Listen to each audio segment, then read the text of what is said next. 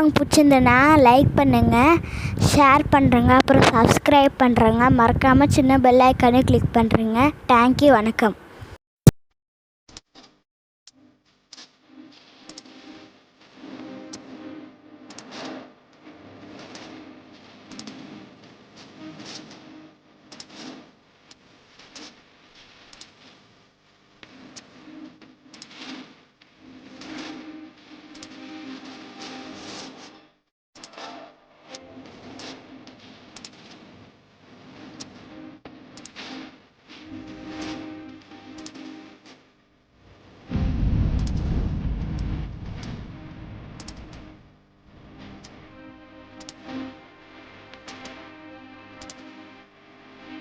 Hello friends, welcome to Van's kitchen.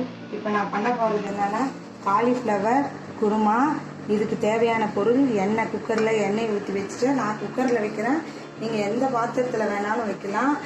அதுக்கு கடுகு, சோம்பு, பட்டை, கிராம்பு, 2 ஏலக்காய் எல்லாம் வச்சுருக்கேன். இப்போ இதில் நான் போட போகிறேன். அடுத்தது 2 வெங்காயம் அரிஞ்சு வச்சுருக்கேன். ஒரு 3-4 தக்காளி, கருவேப்பிலை, கொத்தமல்லி, புதினா இல்லை, புதினா இருந்தால் நீங்கள் புதினாவும் போடலாம், அதுவும் ரொம்ப டேஸ்ட்டாக இருக்கும் நல்லா. அப்புறம் இது பூண்டு தட்டி வச்சுருக்கேன். நீங்கள் வேணால் இஞ்சியும் தட்டி போட்டுக்கலாம். இது எதுக்குன்னா டிஃபனுக்கு, இட்லிக்கு, தோசைக்கு, சப்பாத்தி எல்லா இதுக்குமே நல்லாயிருக்கும். பூரிக்கு எல்லாத்துக்குமே நல்லாயிருக்கும். இது டிஃபனுக்கு வைக்கிற, நான் இட்லி ஊற்றிருக்கேன். இட்லிக்கு வைக்கிற குருமா இது. இது இப்போ பாருங்கள், வெங்காயம், தக்காளி எல்லாமே நான் போட்டுட்டேன். கருவேப்பிலை, கொத்தமல்லி எல்லாம் போட்டுட்டேன். நம்ம இஞ்சி பூண்டு விழுதும் போட்டாச்சு. இப்போ நல்லா வதக்குறோம். இதை அடுப்பை நல்லா வேகமாக வச்சு இதை வதக்குறோம். இப்போ அதிலே நம்ம காலிஃப்ளவரையும் போடுறோம். காலிஃப்ளவர் சுட தண்ணியில் உப்பும் மஞ்சத்தூளும் போட்டு நல்லா ஊற வச்சு 2-3 தடவை அலசிட்டு அதோட அந்த இதெல்லாம் போட்டுட்டோம்னா கொஞ்சம் உடம்புக்கும் நல்லது. அது போட்டு நான் நல்லா கழுவி வச்சுருக்கேன். பாருங்கள், இதில் கொஞ்சம் மஞ்சத்தூள் போடுறேன். 1 டீஸ்பூன் மஞ்சத்தூள் போடுறேன். அடுத்தது உப்பு போடுறேன். இது தேவையான அளவு நம்ம எவ்வளோ குழம்பு வைக்கிறோமோ அதுக்கு தகுந்த உப்பை நான் போடுறேன். இப்போ போட்டுட்டு இதை நல்லா கிண்டி விடுறோம். இப்போ இது நல்லா கலக்கி வச்சுக்குவோம். இது நல்லா வதங்கட்டும். இப்போ அதுக்கு தேவையானது தேங்காய் அரைச்சி ஊற்றணும்.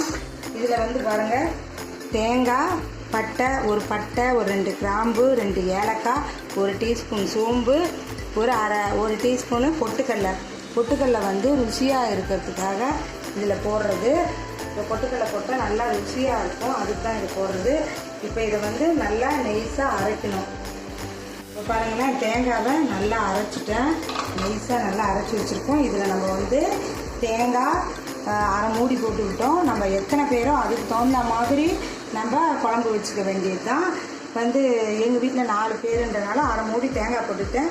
1 டீஸ்பூன் பொட்டுக்கடலை, அது கொஞ்சம் பெரிய டீஸ்பூன் பொட்டுக்கடலை 1, ஒரு சின்ன டீஸ்பூனு சோம்பு, 1 பட்டை, 2 கிராம்பு, 2 ஏலக்காய் போட்டு இதில் நம்ம நைஸாக அரைச்சி வச்சுட்டோம். தேங்காயெல்லாம் போட்டு இப்போ நம்ம காரத்துக்கு ஏற்ப மிளகாத்தூள் போடுறோம். பாருங்கள், நான் 2 டீஸ்பூன் மிளகாத்தூள் போடுறேன். நான் சொல்லியிருக்கேன்ல, மிளகாயும் தனியாகவும் நான் ஒன்றாவே கலந்து அரைச்சி வச்சுருக்கேன். அதனால் அது நான் மிளகாத்தூள்னா நீங்கள் வெறும் மிளகாத்தூள்னு 2 டீஸ்பூன் போட்டுறாதீங்க, சாப்பிடவே முடியாது. இதில் நான் தனியாகவும் மிளகாத்தூளும் சேர்த்து அரைச்சி வச்சுருக்கனால போட்டிருக்கேன். இப்போ போட்டுட்டு இதை நம்ம நல்லா கிண்டி விடுறோம். கிண்டி இது எல்லாத்துலேயும் நல்லா ஈவனாக கலந்துடணும். பாருங்கள், இது குக்கரில் ஏன்னா கொஞ்சம் நல்லா வெந்து அந்த எசன்ஸ் எல்லாம் இறங்கி நல்லா கிரேவியாட்டம் அப்படி ஒரு மணக்கும். பாருங்கள், வீடே அப்படி ஒரு வாசனை வரும். இதில் புதினா தான் மிஸ்ஸிங், மற்றபடி எல்லாம் கரெக்டாக போட்டாச்சு. இப்போ நான் தேங்காவை அடித்து வச்சுக்கிறத இதில் ஊற்றுறேன். தனி பாத்திரத்துலனா நீங்கள் வைக்கிறீங்கன்னா, நான் குக்கருன்றனால தேங்காயெல்லாம் ஊற்றியே ஒன்றாவே வச்சு 2 விசில் விட்டு எடுத்துடுவேன். இப்போ தனியாக பாத்திரத்தில் இந்த மாதிரி பண்ணணுன்னா காலிஃப்ளவர்லாம் நல்லா வேகணும். வெந்ததுக்கு அப்புறம் தான் நம்ம தேங்காவெல்லாம் ஊற்றணும். நான் வந்து குக்கர்லேயே தான் பெரும்பாலும் இதெல்லாம் நான் வச்சிடுறது, சீக்கிரமாக ஆகிடும் நமக்கு. இங்கே அனலில் நின்றுட்டுருக்க வேண்டியது இல்லை. பாருங்களேன், இதை ஊற்றிட்டேன். இப்போ பாருங்கள் குழம்பு எப்படி இருக்குன்னு.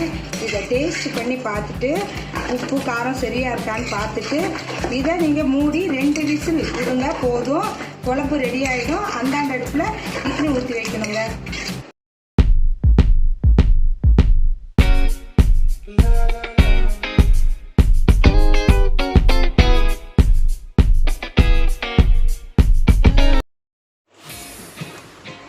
இப்போ பாருங்கள், குழம்பு நல்லா கமன்னு ருசியாக நல்லா மணமாக ரெடி ஆயிடுச்சு. இப்போ ஒரு பக்கம் இட்லி வைக்கிறோம், ஒரு பக்கம் காலிஃப்ளவர் குருமாவை ஊற்றுறோம், ஜம்முன்னு சாப்பிட்றோம். இதை நீங்கள் செஞ்சு சமைச்சு சாப்பிட்டு பார்த்துட்டு இது உங்களுக்கு பிடிச்சிருந்தா கமெண்ட் பண்ணுங்கள், லைக் பண்ணுங்கள், ஷேர் பண்ணுங்கள், சப்ஸ்கிரைப் பண்ணுங்கள். தேங்க்யூ.